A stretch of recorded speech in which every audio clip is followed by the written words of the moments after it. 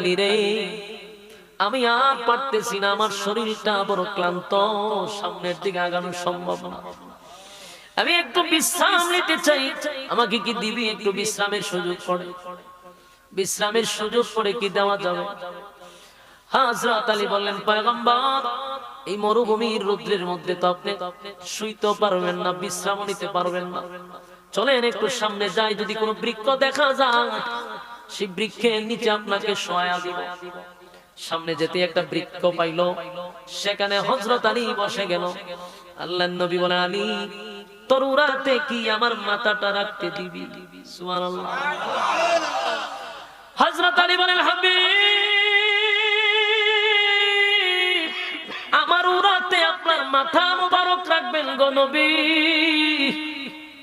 এই যে আমার সৌভাগ্য, আল্লাহর পরে যার সম্মান আর মর্যাদা, নবীর পরে যার সম্মান আর মর্যাদা, সেই নবী নিজের থেকেই বলতেছে, আমি আলীর উরাতে মাথা রাখবো।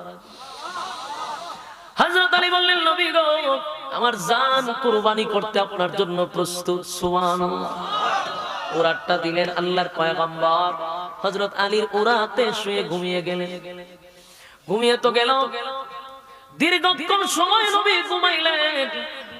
অন্যদিকে আসরের নামাজের টাইম হয়ে গেল, নবীজি ঘুম থেকে জাগ্রত হয় না। আসরের টাইমটা চলে যায়, নবী ঘুম থেকে জাগ্রত হয় না। ঘটনা কি? এত লম্বা ঘুম ঘুমাইলেন। হযরত আলী বারবার আসমানের দিকে তাকাইয়া, আসমানের দিকে তাকায় আছে, হায় রে, সূর্যটা ডুবে যাবে, তার মানে আসরের ওয়াক্তটা চলে যায়। হযরত আলী নবীরে ডাকও দিতে পারে না। আল্লাহর হাবিব আমার উরাতে ঘুমিয়ে আছে, আমি কেমনে নবীরে জাগ্রত করি? নবীরে তো আমি ডাক দিতে পারি না, কারণ আমার নবীর নাম ধরে আল্লাহ ডাক দেয় না। জবান থাকলে বলুন আল্লাহু আকবার। আমার নবীর আল্লাহ নাম ধরে ডাক দেয় না গো। আমার মালিকের যদি দরকার হয় নবীরে ডাক দেওয়ার, আল্লাহ ডাক দেয়, ইয়াসিন, ইয়াসিন বলেন, আল্লাহ ডাক দেয়, ডাইরেক্ট নাম ধরে ডাক দেয় না। উফাদিল বইলা ডাক দেয়, ডাইরেক্ট নাম ধরে আল্লাহও ডাকে না। কতটুক মহব্বত! আল্লাহর যদি ডাক দেওয়ার দরকার মনে হয়, তাহা বইলা ডাক দেয়, নাম ধরে ডাক দেয় না, উফাদি বইলা ডাক দেয়।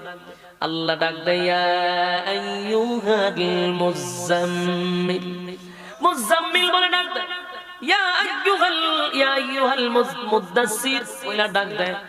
ডাইরেক্ট নাম ধরে আল্লাহও ডাক দেয় না। রে, আমি আলী কেমনে আমার নবীরে ঘুম থেকে জাগ্রত করি? নবীরে ঘুম থেকে জাগ্রত করতে পারলাম না, আবার আসরের নামাজটাও ছেড়ে দিতে পারবো না। হযরত আলী পাগলের মতো হয়ে গেছে, পেরেশান হয়ে গেছে। কারণ কালেমা পড়ার পরে হযরত আলী কোনদিন এক ওয়াক্ত নামাজ কাজা দেয় নাই গো। কালেমা পড়ার পরে এক ওয়াক্ত নামাজ হযরত আলী কোনদিন কাজা করলো না।